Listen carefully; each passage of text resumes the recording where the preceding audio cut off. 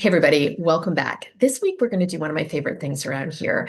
I'm going to speak directly to a question from one of my viewers. It's a question about flashback, and I think it's going to be of interest to many of you. So I'm excited to dig right in. The writer is asking, can you write a novel that's mostly one giant flashback? He says, I'm writing a novel where almost the entire story takes place in the past.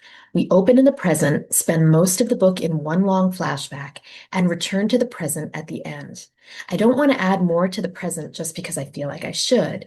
Are there any pitfalls I should watch out for? So, this is an excellent question. So, here's my short answer. Absolutely, you can do this. But the key is understanding the present timeline and what it is supposed to do. Your present timeline is like a narrative frame. It's putting the rest of the story into context. If the present day timeline didn't have a bearing on how we understand the story, you could just start the story in the past. We wouldn't even need this present day um, framework.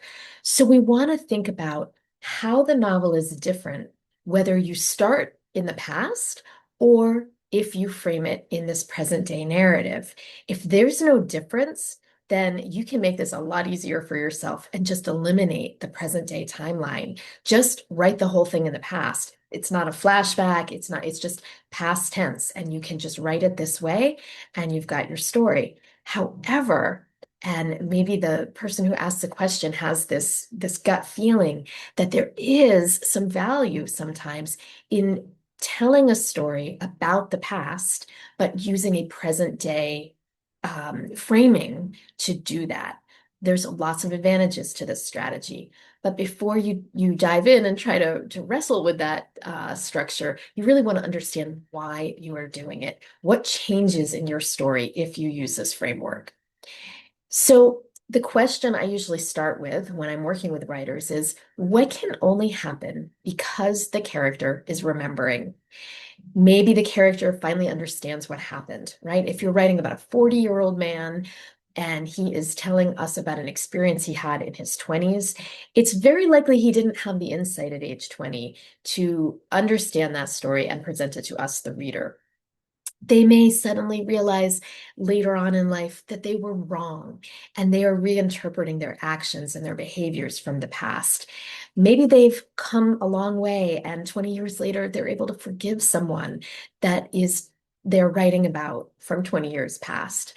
And maybe they can forgive themselves, or maybe they can recognize something that readers have already suspected about that older story. So by framing a story in the present day and reflecting on the past, you're giving your character a chance to glean new wisdom that he imparts on the reader. So, a perfect example of this technique in action comes from The Remains of the Day. This is a beautiful story. If you haven't had a chance to read it, I highly recommend it, and you'll get a chance to see this technique in action. In this story, we're learning about the life of an English butler who is on a road trip now, and he is reflecting on his life in the service that he provided as a butler and his relationship with a woman that he knew during this period of service, and just kind of coming to think about what his sacrifices have meant, what duty means. He's reflecting on opportunities for love and happiness and a life of his own.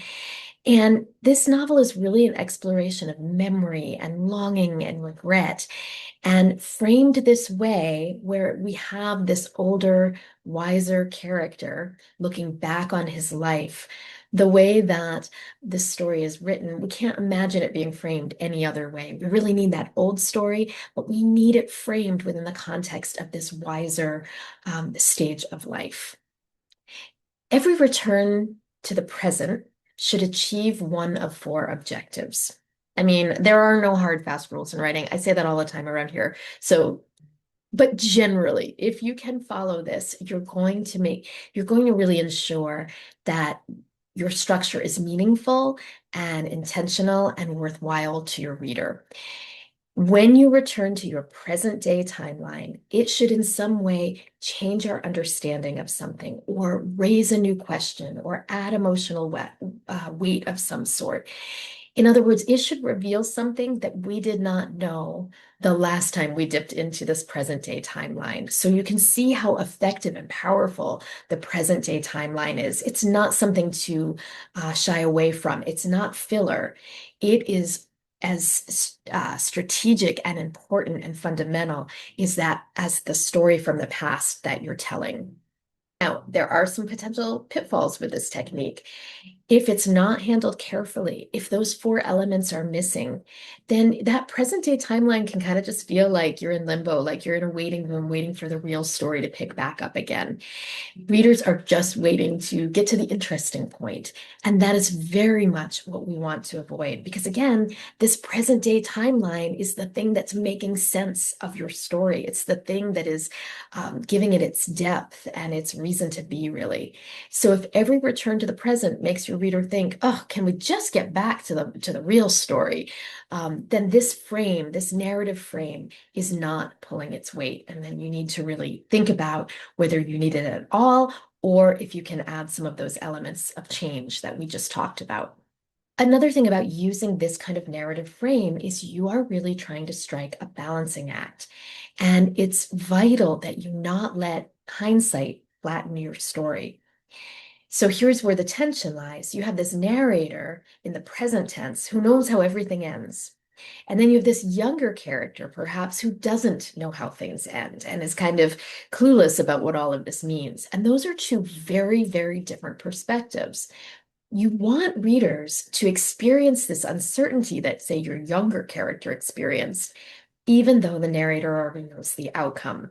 So you are kind of very delicately straddling these two worlds of having that naivety and having that firsthand experience of your less seasoned story and the characters that reside inside of it, tempered by this wisdom from this more current day narration. So you want to make sure that you're infusing your story with both of these elements without flattening it, without giving away too much at any one time. The past still needs to function like a novel. So we still want to think of strong structure. Structure is everything. That's what makes your story work. So we want to make sure you have escalating conflict, character growth, turning points, surprises, consequences. This is a huge part of your story, and it needs to have structural integrity in order to be propulsive to your reader. Here's a question that I go over with all my clients when we're in the revision stage, if they are working with this kind of narrative framework. Imagine deleting every single scene that takes place in the present. What would your readers lose? The answer is they'd lose the entire emotional point, such as in our example of Remains of the Day, then your frame is doing exactly what it's supposed to. Congratulations. So the key takeaway I want you to think about is that the events we're talking about have happened in the past, but the story you are telling when you use this kind of framed narrative is happening now. It's happening because the person has finally reached the point where they can tell the story. They have the understanding, they have the humility, perhaps, they have the insight to dig deep and really extract the meaning of whatever this experience from the past meant to them. And if you keep this in mind, it becomes much easier to really embrace that present timeline and work with it in a way that is just really intellectually satisfying and exciting and a lot more fun to write than thinking of it as just a placeholder. So I wish you well with this technique. It is a super fun one to play with. It can really give a story a lot more texture. So if you feel like you have a story that's feeling a little flat, try this technique, some narrative framing, and see what it does. If this video was helpful, I hope you'll hit subscribe and like. I drop new videos like this every week, and I would love to have you here. And as a thank you, I have a little gift for you. It's called the Scene Builder Template, and you can grab the link in my comments section. It is a super handy, very easy to digest in one sitting kind of template where you can look at your scenes. You can use this template to look at your scenes to really dig in and see if they are structurally sound. So please check this out if you think that that would be helpful. It's a great revision tool. It's also a great tool when you're just starting to map out scenes. If you're doing some outlining, you can use this as a guide as well. So check it out and let me know how it goes. If you have questions about any of the exercises in this template, I would love to hear them. I am a book coach and a developmental editor and also host of Self-Editing Essentials, which is a group coaching program for fiction and memoir writers who are finished or almost finished writing their book and are ready to learn the art of self-editing. It is a super fun group. It is a high touch, super energizing, fun time. And it's really one of my favorite services that I provide. If you would like to learn more, I will stick a link to my group in the comments. And you can also use this QR code if that's easier to learn more about the program. And finally, I would love to invite you to my free writing circle. It takes place every Wednesday at 3 o'clock Eastern, almost every Wednesday at 3 o'clock Eastern. We get together for an hour of writing and community. You can write with your camera on, camera off. It's just a great chance to get together, meet other writers, and have a little bit of midweek accountability for our projects. So I'll drop a link to this page as well if you would like to receive more information about Story Circle, or you can use this QR code. It will get you to the place you need to be. We are going to be meeting this Wednesday, so please join us if you're able, and drop a note in the comments section. Let me know what you're working on.